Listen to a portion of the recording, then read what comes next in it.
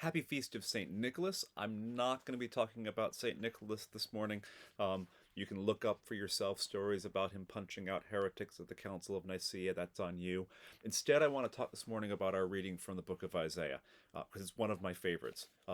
In today's reading, we read in the middle, a voice cries out in the desert, prepare the way of the Lord, make straight in the wasteland a highway for our God. Every valley shall be filled in, every mountain and hill shall be made low. The rugged land shall be made a plain, the rough country a broad valley. And this is a beautiful set of imagery, right? If you've been listening to the Messiah, getting ready for Christmas, or going to a Messiah sing along, you can hear Handel chiming in the background about every valley. I'm not going to inflict any more of that on you as you're listening to this. But why is this powerful imagery of mountains being lowered, valleys being filled to create a way for the Lord, a highway for our God? But the question, why?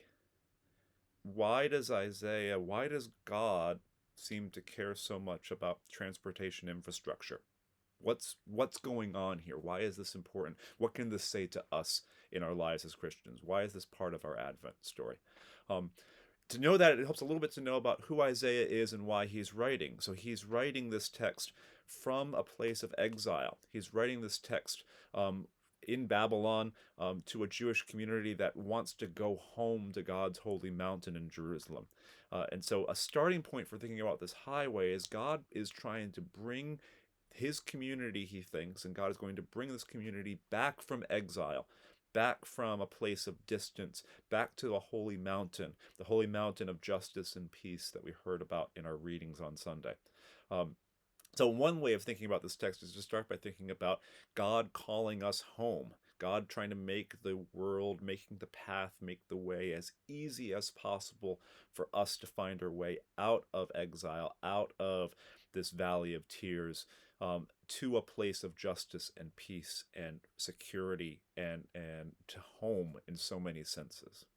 But there's more going on here as well, because this isn't just a highway for us to go somewhere. The implication is also that it's a highway for God, a highway for God to make his way towards us and not just our way to go towards God. In fact, as the imagery continues, we start getting a little bit more of that, the image of God as a shepherd that we find reinforced in Jesus' parable today. The idea of God shepherding God's people and going out and finding all of the lost sheep, all of the extras, all of the ones who haven't found their way home yet, which is most of us, and getting them on the highway and bringing them back with him.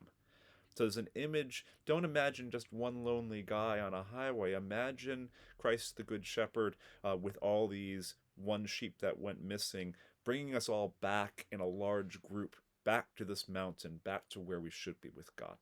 It's a beautiful image. What does that have to say, perhaps, to us today in 2022?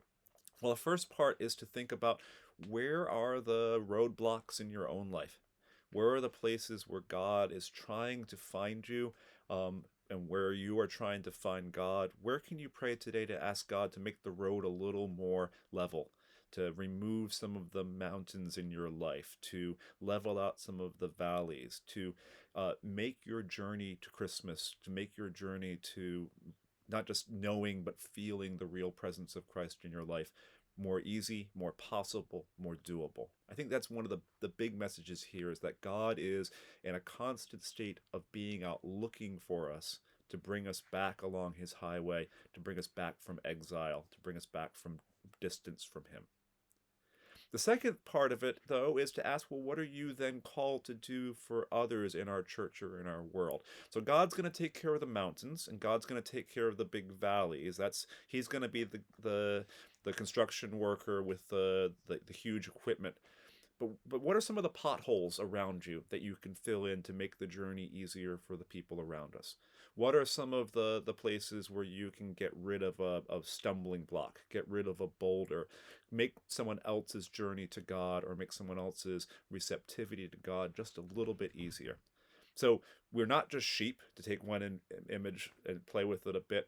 We're also, in some ways, as we get recruited in our baptism, not only to be saved, but to go out and save others, not only to be loved, but to go out and to love others.